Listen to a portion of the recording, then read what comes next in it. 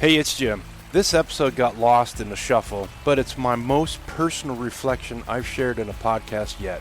So I gave it a fresh title, and here's the second chance. If you've ever questioned a habit, a label, or how change really happens in your life, this one's for you. Grab a cup of coffee, sit back, and enjoy my reflection on 100 days without bourbon and 5 months of daily blogging. Welcome to the 18th episode of Patio Pondering, the podcast. Today is a solo episode with no guests, and it is a day later than I normally publish. It's going to come out on a Tuesday instead of a Monday morning, and there's two reasons for that. First, last week marked 5 months of my Patio Pondering reflections on LinkedIn. Every business day of the last 5 months, I have been posting a reflection, a thought, a memory, some sort of writing on LinkedIn. And over those days, I've had several topics that resonated with people, and we'll talk about that a little bit. The other auspicious occasion is that today marks 100 days since I stopped drinking bourbon and any form of alcohol.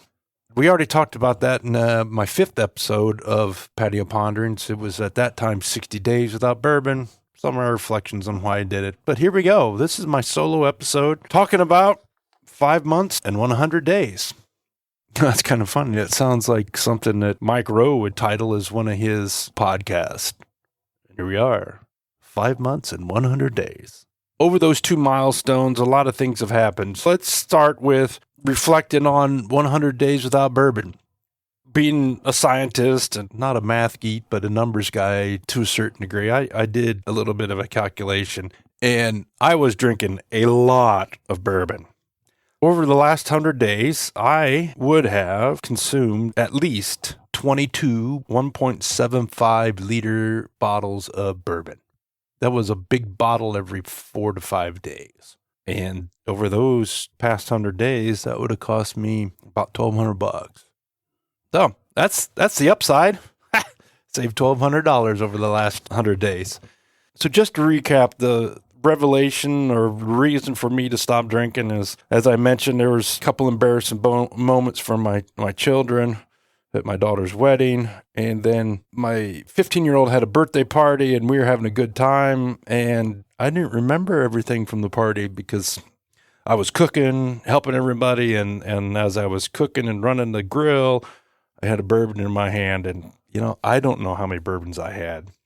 So that next morning I was like, I'm done. I got to be done. So here I am. But that doesn't mean that I'm judging people and I'm one of those teetotalers like, I stopped drinking, so you have to stop drinking. No. That's not me. This is my journey. This is what I'm doing. In fact, like I mentioned before, I enjoy the story of bourbon. I enjoy the story of the different beers. I enjoy people talking about the flavors that are imparted into this wine and why this grape is so much better, and comparing and contrasting the Scotch distilleries and how the limestone in Scotland is different than the limestone in Kentucky. Those are really cool stories. I just cannot add that to my palate right now. The other side benefit is I've probably saved a few calories and haven't lost weight, but I've maintained weight, which is a good thing.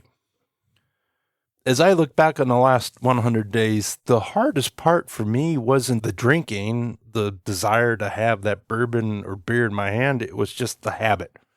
The habit of the day's done, I'm going to go pour my bourbon, grab my ice, and we'll sit down with the bourbon in my hand. I'm just going to sit here and watch TV or talk with my wife. It was just habit. And I don't remember having those pangs of, man, I got to have it. I did not have that challenge. It was the habit. It was the ceremony about having that bourbon. So that made my journey easy compared to other people, not having that hunger pang to have more bourbon. One of the side benefits is there was some more mental clarity. I didn't have to worry about what I did the night before. I didn't have to worry about forgetting what happened at Christmas or the party or when my sister and my brother-in-law were over. And I think I've gotten some better sleep, maybe. The biggest thing I've struggled with is the word sobriety or the term clean and sober. And I don't know, to be honest, why that bothers me. when I was sitting down to think about this episode and I used ChatGPT to help me craft my script and what I wanted to talk about, the word sobriety and the term clean and sober, when it hit that script, just did not seem like it applied to me. Maybe it's the mental image that you have about being sober, of that drunk, he finally cleaned his act up and he's sober. Maybe it's because it makes you feel like a real alcoholic. Maybe it's a dose of reality when you hear that word. Maybe the other thing that comes in is that it's got a permanency to it. Oh, I'm sober. And then what happens if you slip up and you're no longer sober? I don't know. Maybe I don't need a perfect reason why I don't like the word or the term clean and sober. I just don't like it, even if it might be perfectly applicable to me. Maybe I don't like it because it's a harsh reality that I was an alcoholic, or I am an alcoholic. Maybe. But regardless of how I feel about the word sober and the phrase clean and sober, I haven't had a bourbon in 100 days. And I miss the habit. I miss sitting down and having the clank of the ice in the glass. I just don't miss the baggage that came with it. And I remember somebody mentioning the other day about how they stopped drinking. It happened to be another swine nutritionist. And he said, I didn't drink a lot, but when I drank a lot. And I think I fit that mold. So here I am, 100 days clean and sober.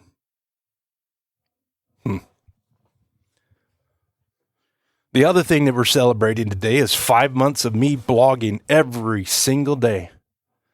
What started as a suggestion from my therapist the day that I got let go from Kent to do something every day so that you're not laying in bed or sitting around doing nothing has turned into 5 months of me posting something every single day. And the other thing that played into me writing every single day was the mental health aspect of it. I got to exercise my brain and exercise my brain in a way that just working didn't before. We all fall into this. We fall into our job, and our job is to do this. And I think about that. I'm thinking about my friend Brian laying the landscaping irrigation. His thoughts are, well, how do I need to get the machinery? How do I ensure that I got enough pipe? And how do I have the right fitting? The mental exercise is about your job. You don't typically get outside of your job and exercise your brain on other thoughts. Well, I've exercised my brain quite a bit, and I've had reflections on generosity. I had a couple of reflections on sharing about National Pork Producers Council. I had controversial one talking about Pork the Other White Meat campaign. I had criticisms of former bosses, criticisms of bosses that friends of mine have, observations about working in the office. I've covered a pretty fair share of life in my reflections over the last 5 months. But there are a few that really stand out, and the numbers geek in me, I've got a spreadsheet that every morning after I post my patio pondering to LinkedIn and then share on Facebook, I go through and look at the impressions. So it's engagement calculation that takes into account number of people reached, the reactions, comments, and shares, and it's just a simple equation that comes up with an engagement rate. And over the last 5 months, I've got a few of those that really had some good engagement. The one that had the most engagement rate was when I talked about the generosity shown by one of my landlords when I was cutting beans around their farm. And it happened to be a Saturday night, and they had cooked homemade pizza and wings, and one of the sons came out and rode with me while we ate the pizza and wings and talked about his life and farming. And then a son-in-law came out, and I learned more about his work. Actually, he works for one of my other landlords, and that's the only job he's had since he graduated in the late 90s. The generosity that they shared with sharing the food and opening a gate and let me borrow a bike so I could get back to the semi. They didn't have to do that. They could have just stayed in their company shed and enjoyed supper by themselves, but they chose to share what they had. Another one that had a lot of traction was me complaining about losing our insurance agent. And the complaint wasn't about that my insurance agent left. It was the complaint that there was no transparency from the agency. No heads up. Hey, just so you know, your agent left. We've got you covered. Here, we don't know who your new agent is, but we'll let you know.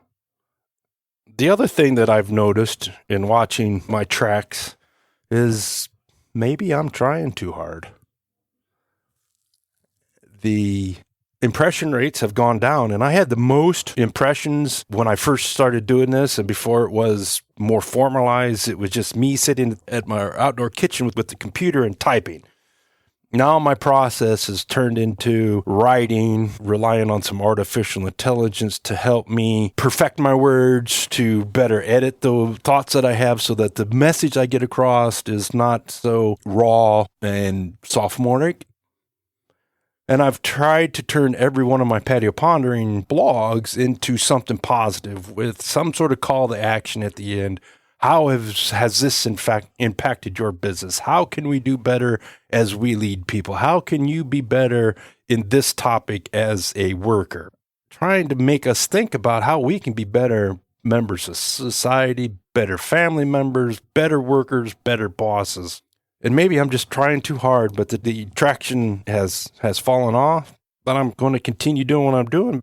The other thing that has impacted me, and this kind of goes hand in hand with a little bit of the sobriety, which I really hate, we talked about that, is maybe a little more mental clarity about what I'm thinking and how I can share those feelings.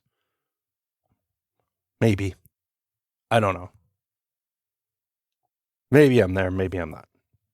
The one thing it has done is gotten me out of bed every morning, helped me to think about things, and instead of just going about my life, get up, eat, go on, I actually have to have a better plan than I had in the past, because writing these words and also working on my podcast is a thought process that is different than just being a swine nutritionist when I have a farm, budgets to do, and it's a more regimented task. This takes a little bit of mental gymnastics. It's exercising my creativity bones and muscles that I have to exercise differently. It's good.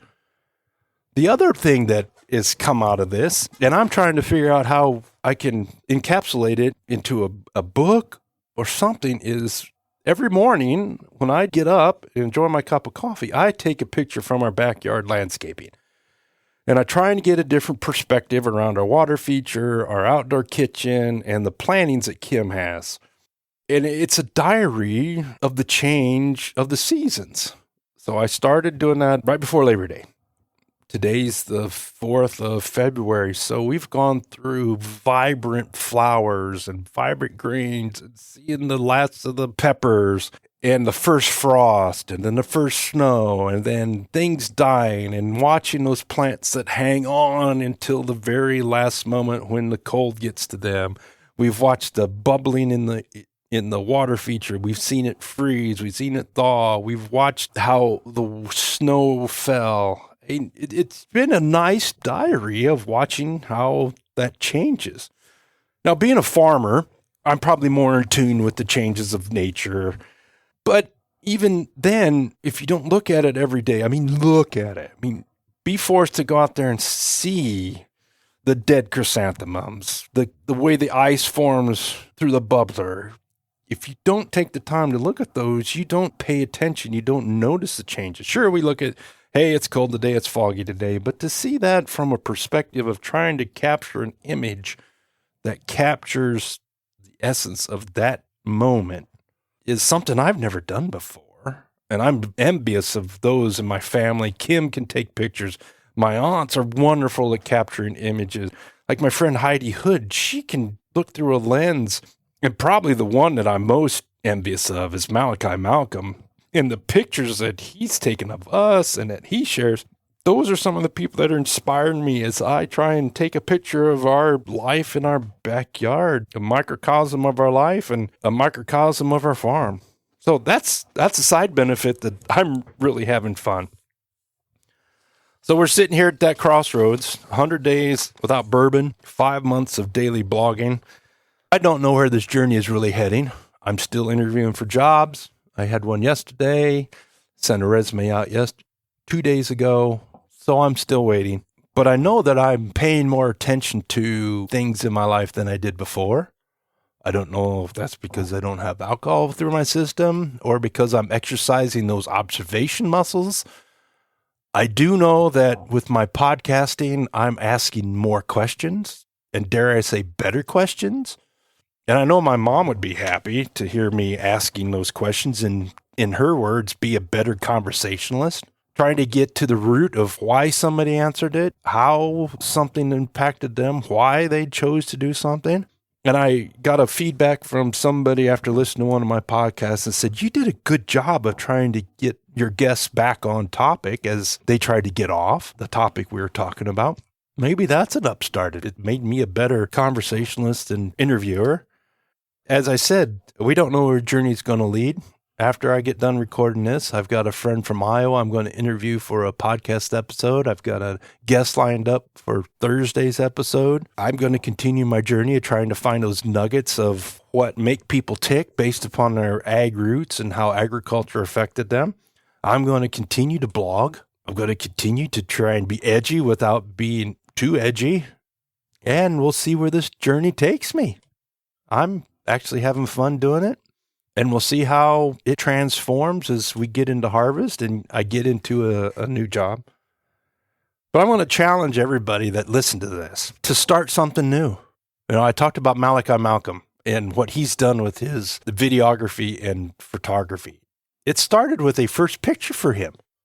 For me, it started with that first blog. I had no intention of doing this every single day and turning it into a patio pondering and thinking about having a platform, and that patio pondering had a YouTube page and it was going to have its own social media. I had no idea I was going to do that on that August day when I sat down and started typing. So I challenge you to do something different. I also challenge you to not let labels get in the way of you being you. Now, in my case, that word sobriety, it's like fingernails on a chalkboard to me. But does it fit? I guess. Maybe. But I'm not letting that definition define me or take me away from the journey I'm on. In closing, I want to thank everybody for coming along with me on my journey, whether it's listening to one of my podcasts, whether it's reading one of my patio ponderings on LinkedIn or where I share it on Facebook. Thank you. I appreciate everything you've done to encourage me, to agree to be one of my interviewees, to that unheard prayer that you said for me. Here we are, 5 months on of writing, 100 Days Without Bourbon, and my 18th podcast episode. I challenge every one of you to step outside your box, think about something new, and grow with me. Follow me along. Thank you, everybody.